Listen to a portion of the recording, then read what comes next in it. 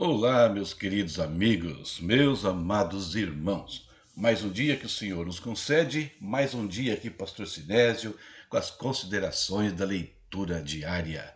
Na nossa maratona, hoje abrimos a penúltima epístola do apóstolo Paulo, a epístola de Tito. E do capítulo 1 eu separei esta palavra para nossa reflexão. Ordem. A palavra ordem em Tito 1 é fundamental para entender a organização e a estrutura da igreja primitiva, tanto sob uma perspectiva grega quanto hebraica.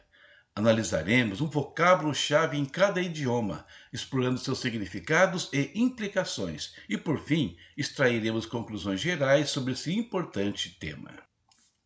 Uma das palavras que expressa ordem no hebraico é seder. Seder se refere à ordem, arranjo, sequência organizada. O termo seder aparece em contextos como os rituais do templo e os turnos sacerdotais de 1 Crônicas 24, indicando ordem estabelecida por Deus para adoração, serviço e justiça. A ordem não é apenas prática, mas teológica. O justo é aquele que anda segundo a ordem divina. Salmo 37, 23. Do pensamento hebraico, a ordem está ligada ao conceito de shalom, paz, pois a verdadeira paz flui da ordem justa. A criação divina foi estabelecida como uma ordem intencional, visível em Gênesis 1. Essa mesma ordem deve guiar o culto, 1 Coríntios 14, 40, e também sustenta a vida civil e eclesial. Nós vemos isso em Romanos 13 e no Tito 1, capítulo lido hoje.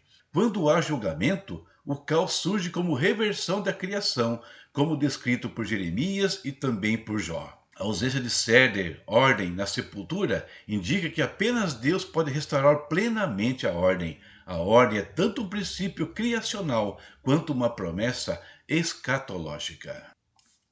E no grego, a ordem se expressa por meio de um verbo, o epidiortoo. O verbo significa corrigir, restaurar a ordem. Aparece apenas em Tito 1,5, com o sentido de colocar novamente em ordem aquilo que estava incompleto ou desorganizado, como um médico que alinha um osso quebrado. No contexto da carta, refere-se à organização da igreja em Creta, incluindo a nomeação de presbíteros e o ensino sadio. A ordem bíblica está sempre conectada à autoridade doutrinária e liderança espiritual, como reflexo da vontade divina. Creta era notória no mundo antigo por sua frouxidão moral, Tito 1,12.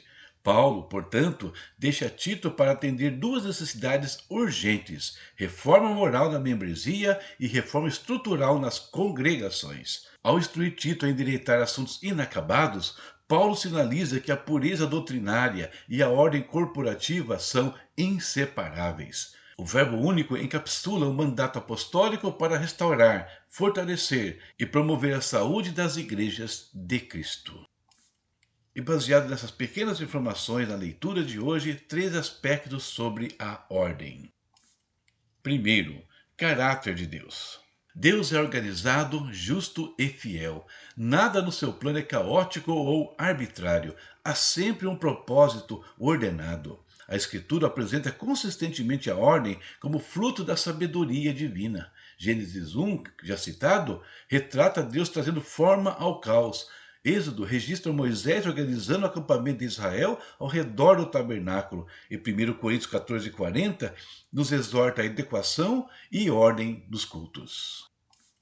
Meio de preservação. A igreja se sustenta na estrutura que promove edificação, correção e comunhão. O ministério fiel combina a proclamação da verdade com a correção prática e corajosa, confiando que a liderança de Cristo é expressa onde quer que sua palavra estabeleça a ordem divina.